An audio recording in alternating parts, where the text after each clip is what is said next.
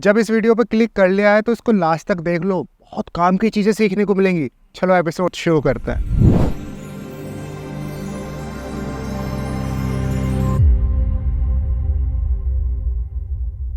अच्छा आकाश भाई, अभी जो मैं आपसे सवाल पूछने वाला हूँ वो ऑप्शन में होगा और आप जो भी ऑप्शन वो सिलेक्ट करेंगे उसका कारण भी आप मुझे बताना कि वो ऐसा ऑप्शन आपने क्यों सिलेक्ट किया।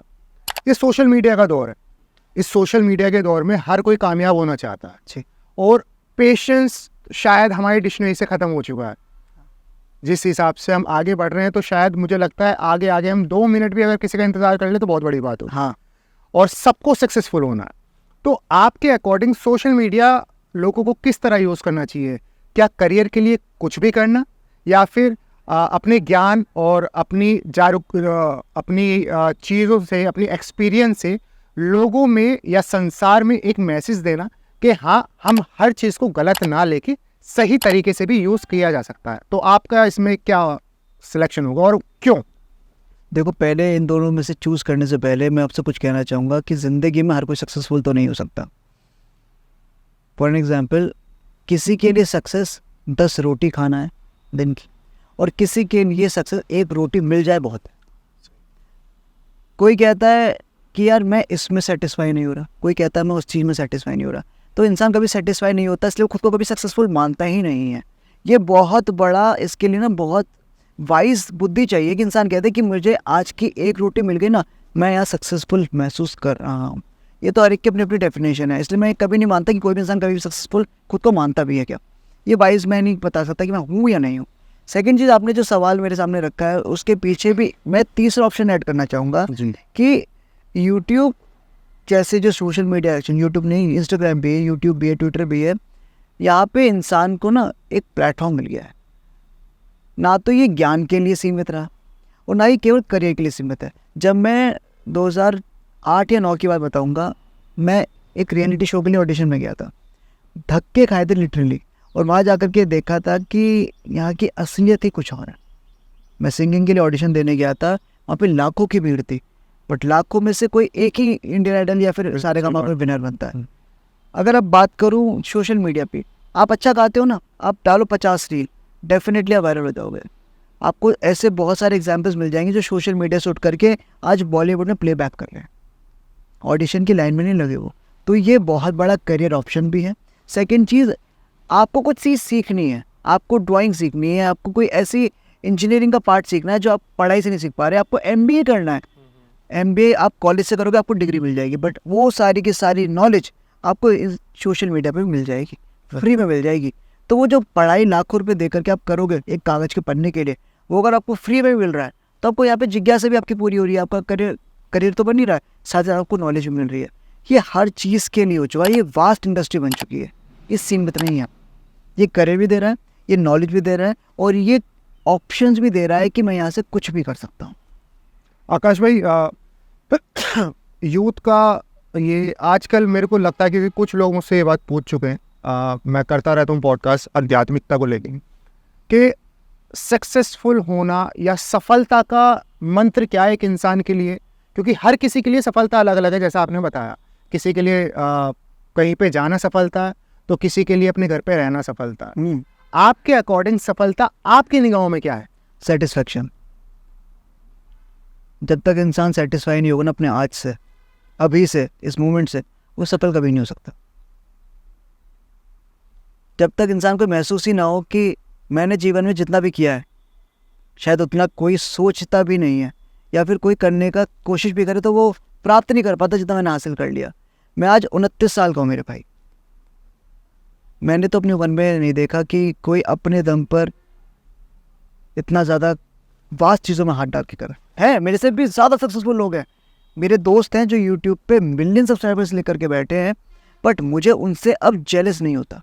मैं होता था शायद जब मुझे इन चीज़ों का ज्ञान नहीं था, बट अब मैं उन चीज़ों को लेकर के जलन महसूस नहीं करता अपने अंदर। क्योंकि अगर मेरे 2.5 लाख सब्सक्राइबर्स हैं या 2 लाख सब्सक्राइबर्स हैं या फिर 1 लाख सब्सक्राइबर जब थे, और जब 10,000 भी सब्सक्राइबर हुए थे, मैं उतना ही खुश था जितना हूँ।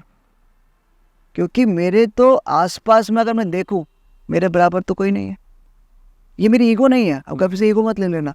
ये है कि मैं अब जहाँ पर हूँ मैं वहाँ सेटिस्फाइड, संतुष्ट है। इसलिए मैं सक्सेसफुल हूँ। आपने शुरुआत में बोला कि आप सक्सेसफुल हो, मैं शुरुआत क्योंकि मैं सेटिस्फाइड हूँ अपने आज से। मैं अपने साथ वालों को भी बोलता हूँ कि मैं इससे डेफिनेटली आगे जाऊँगा, बट यहाँ तक आने में मैंने जो मेहनत करी मैं उसमें बिल्कुल संतुष्ट हूँ। मैंने यही चाहा था, ये हो रहा है मेरे साथ। आप मेरी कभी मदर से पूछोगे ना, मैंने मम्मी को बचपन से एक ही बात बोली है कि मम्मी मुझे सिर्फ फेमस होना है। आज तक मैं मम्मी मुझे याद दिलाती तो बचपन से ही कहता रहता, सिर्फ फेमस होना है। वजह क्या है कि जहाँ पे फेम होता है, पॉजिटिव फेम, नेगेटिव फेम की बात नहीं कर रहा मैं, पॉजिटिव फेम, वहाँ पे आपके पीछे पैसा आता है। बिल्कुल। मेरे दादाजी शहर की वो हस्ती थी जिनके नाम की कस्में पूरे देश में खाई जाती थी हमारी केटरिंग लाइन में, स्वर्गीय लाला खेमचंद जी।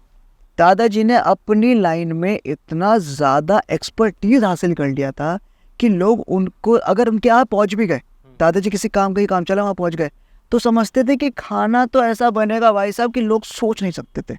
और आज भी उनके नाम का हम लोग डंका बजा रहे हैं। हाँ, मतलब वो होता है ना कि कभी कभी और ही काफ़ी हो और आएगा।